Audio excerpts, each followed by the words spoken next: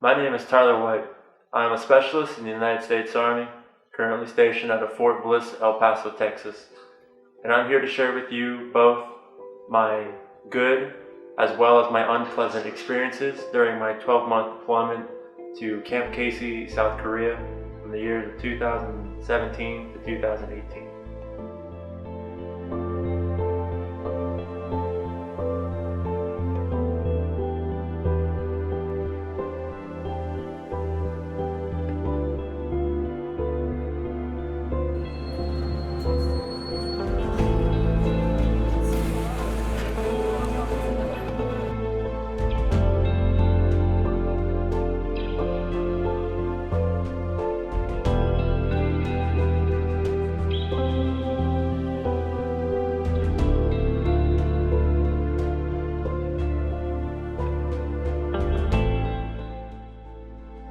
When it comes to the good experiences with the Korean people, the thing that stands out the most is how welcoming they are to foreigners, and how much they encourage, foreign expeditions and traveling to South Korea.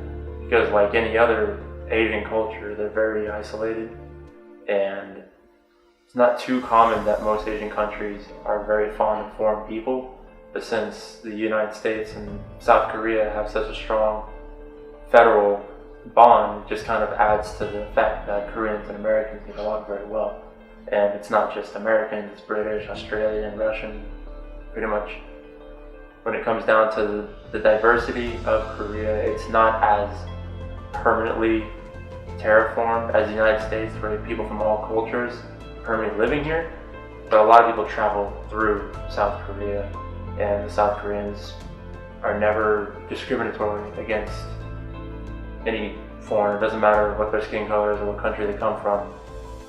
It's not very common in Asia for any culture there to be welcoming of foreigners.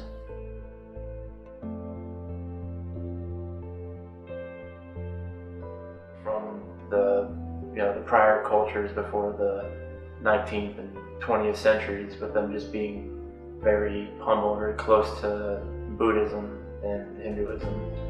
However, nowadays, religion ranges anywhere from Christianity to even Islam, anything like that. But there's no discrimination between any religion. There's no segregation. A lot of the religions are very close to each other. You see a Catholic institution, and then next door you have an Islamic institution. And there's never any conflict between the two. There's no discrimination of religion in South Korea whatsoever.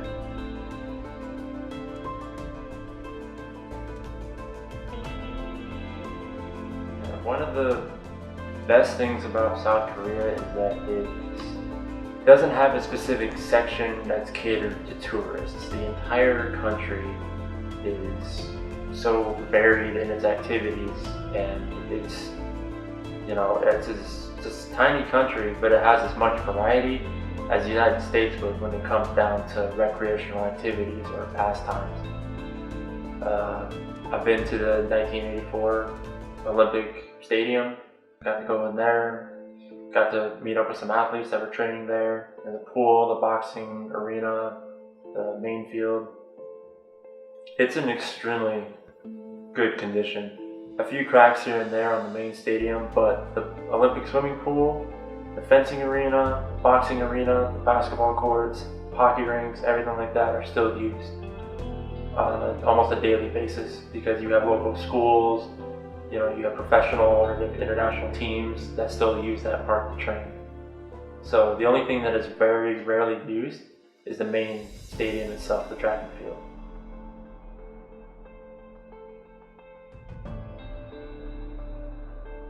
Those lower income areas, they don't really have the money or the resources to have professionals come in and remodel their establishments, right? So they actually leave their property, like their walls of their buildings, completely open to street artists to make it look more colorful, make it look cleaner. Because up there, all you have are privately owned stores and just average everyday people. Most people don't even work in that area because they go down to Uijeongbu or Seoul by train every day. So that's about an hour and 45 minutes to Seoul. like mostly residential, small privately owned businesses.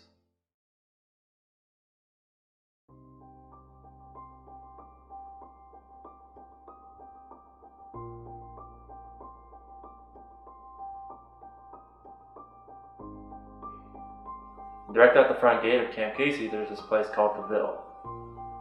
It was never officially given that name, it's just been that way since the 1950s when the United States first set up there.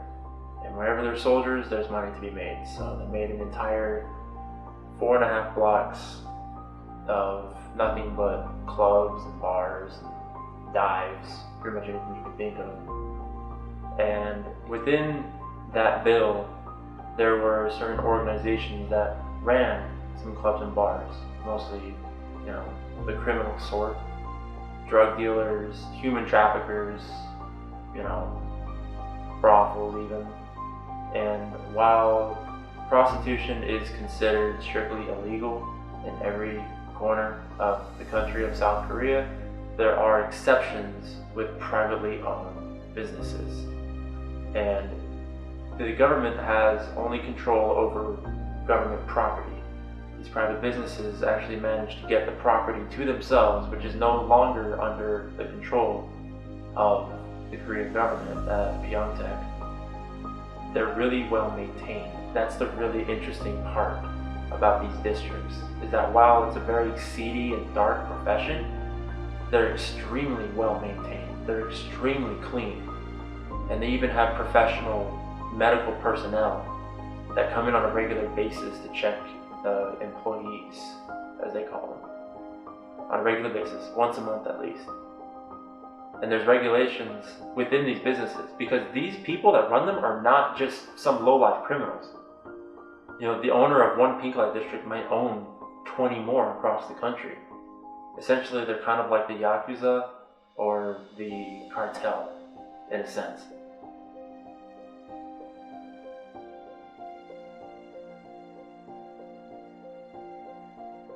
When it comes down to the overall feeling within the company or within my unit as a whole, it was almost consistent stress, just constant stress throughout the entire tour, because when you first get there, they waste no time with telling you how dangerous it's going to be.